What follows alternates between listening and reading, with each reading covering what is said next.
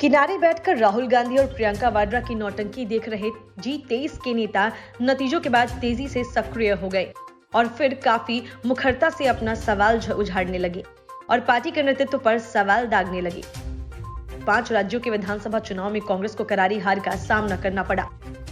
कांग्रेस नेतृत्व के गलत फैसलों की वजह से कांग्रेस ने पंजाब की गद्दी गंवा दी। इतना ही नहीं, प्रियंका वाड्रा की वजह से उत्तर प्रदेश में कांग्रेस सिर्फ 2 विधायकों तक समेट कर रह गई। ऐसे में सवाल तो गांधी वाड्रा परिवार पर उड़ने ही थे।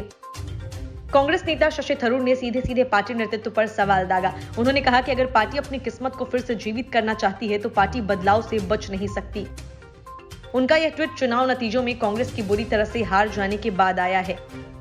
बदलाव की बात और नेतृत्व को दोष देने की आवाजें पहले भी पार्टी के भीतर और बाहर मुखर हुई थी। शशि थरूर ने ट्विटर पर लिखा कि हम सभी जो कांग्रेस में विश्वास करते हैं, हाल के विधानसभा चुनाव के परिणाम से आहत हैं। यह भारत के उस विचार की पुष्टि करने का समय है जिसके लिए कांग्रेस खड़ी है और वह देश को पॉजिटिव एजेंडा देती है। हमारे संगठनात्मक नेतृत्व में सुधार करने के लिए इस तरह से जो उन विचारों को पुनर्जीवित करेगा और लोगों को प्रेरित करेगा। एक बात स्पष्ट है, यदि हमें सफल होने की आवश्यकता है तो परिवर्तन अपरिहार्य है। जयवीर शेरगिल ने भी इसी तरह का एक पोस्ट किया था कि नुकसान तो एक नुकसान है, इसके लिए कोई सफाई नहीं। अब ऐसे बयान की वोट शेयर या छोटे अंतर से हारे आदि जैसे संवाद न कहें। विनम्रता के साथ फैसले को स्वीकार करना होगा और बिना किसी अगर मगर के विफलता स्वीकार करनी पड़ेगी। यही सुधार के लिए पहला कदम है।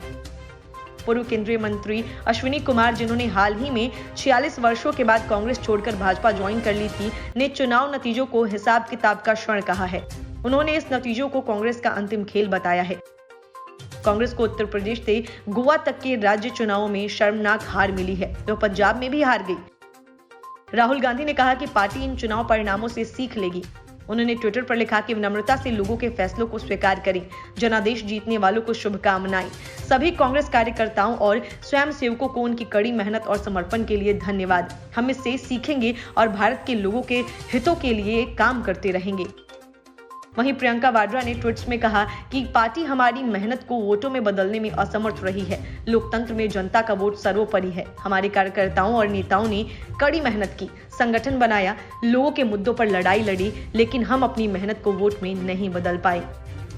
Bureau report, news of India.